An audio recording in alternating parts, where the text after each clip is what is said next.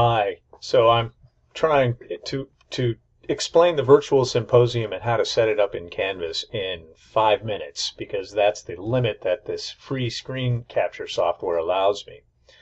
So if you take a look at this document that I'm attaching to an email here, obviously that's how you're watching this video.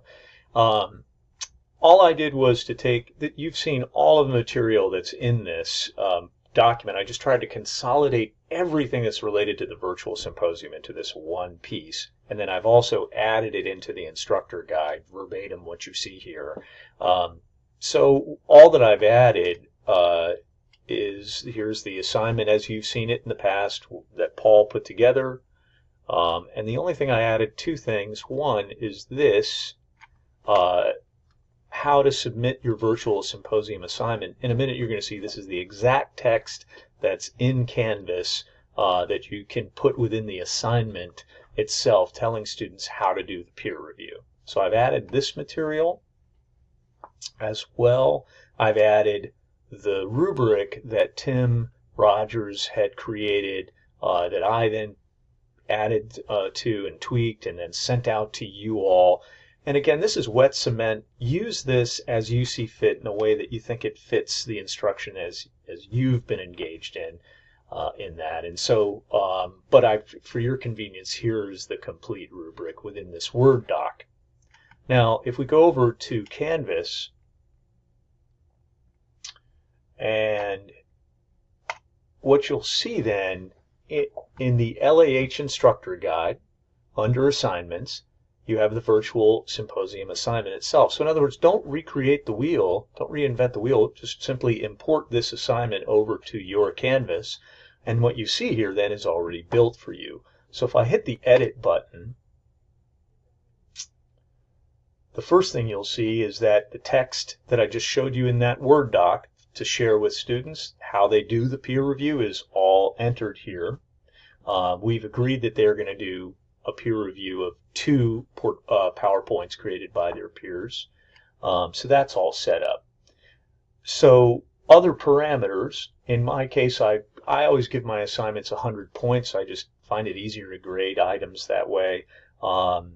And so as well, they're going to upload the PowerPoint. So file uploads. Here I restrict to PowerPoint, the newer version of PowerPoint, and then they're working in PowerPoint. If they want, they can save it as a PDF. So those file restrictions are there. So now I want to talk about, this is the tricky part that I know Tim had questions about, Karen had questions about, so I'll take my time as I walk through this. The first thing is that I set up the deadline for students to upload the PowerPoints. We historically have agreed that if you make it the Sunday before final exam week, then make the final availability of the assignment when your final exam ends. They have about 3 to 4 days to complete this work, so that in that sense it's asynchronous. So watch this. There I have the assignment due on Sunday, December 10th at 11:59, so around noon on Sunday. I make it available until 4 p.m. on, and I'm using as an example, Tim and Karen teach Monday, Wednesday. Let me just double check myself here. Yes, Monday, Wednesday, 2:30 to 3:45. So I made it Wednesday, December 13th, which is your final exam date. You're not meeting. I'm just saying that is your official date because they're doing all this work virtually. They're all doing it asynchronously. But your final exam official end time is 4 p.m. on December 13th.